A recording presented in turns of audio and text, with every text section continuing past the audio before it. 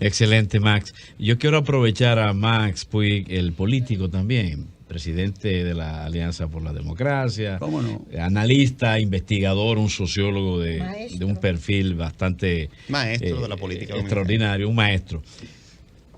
Retorno a Julio Martínez Pozo, el tema haitiano, que no lo pudimos ver, usted no lo trató. Su visión sobre el tema haitiano. ¿Cuál es la realidad que usted observa allí? ¿Hacia dónde va eso? En Haití yo pienso que hay un problema muy serio que se agravó en el año 2011. Y eso hay que tenerlo en cuenta. ¿Qué fue lo que pasó en Haití en el 2011? Porque Haití estaba siguiendo un proceso muy complejo, muy difícil, a raíz del derrocamiento de Baby Doc en 1986, un hecho muy positivo. El pueblo haitiano se lanzó a las calles en lucha por la democracia.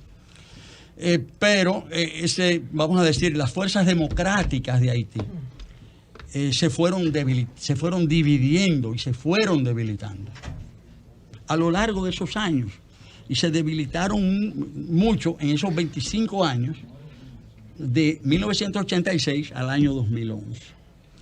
En ese momento concluía el mandato de René Preval, que dentro del contexto haitiano realizó un mandato gubernamental, diríamos... equilibrado. Sí, bueno, dentro de las circunstancias positivo, yo diría que fue un buen gobierno dentro del contexto, entiéndase, dentro del contexto.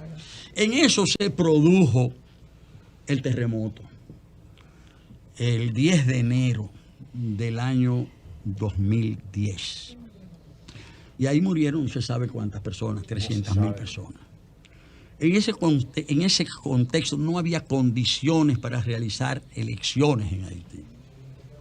Y desde el exterior se impusieron elecciones en Haití, porque Haití debía cumplir con las formalidades democráticas y había que hacer elecciones. Max, ¿y el desbaratar el ejército haitiano no tiene que ver con que ahora tengamos todas estas pandillas que hay en Haití? O sea, lo que sucedió con el ejército haitiano. Yo creo que no, porque el ejército haitiano ya había sido destruido por Duvalier.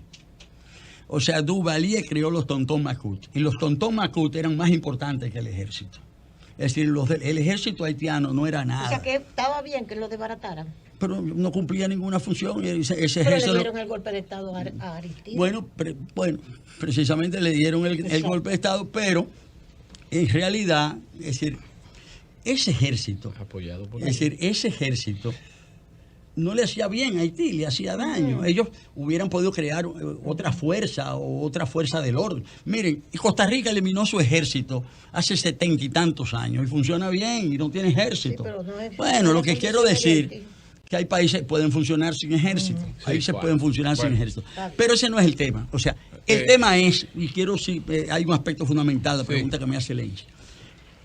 Se impusieron elecciones en Haití y en esas elecciones hubo un fraude. Y ese fraude fue el que permitió la imposición del partido Tecalé, del partido de los Calvos, del partido de Martelly. Entonces, y eso fue producto del fraude, porque se exigió que se hicieran elecciones, pero se hizo un fraude para que ese partido controlara Haití. Después, durante 10 años, no se le exigió nada a Haití. Y entonces pasó lo que fue pasando, y esas bandas, ¿quién las formó? ¿Quién formó esas bandas? Jovenel Moïse viene por Martelly también. Claro, es el mismo partido. Pero ¿quién puso a Martelly? ¿Quién formó esas bandas? Esas bandas se formaron ahora.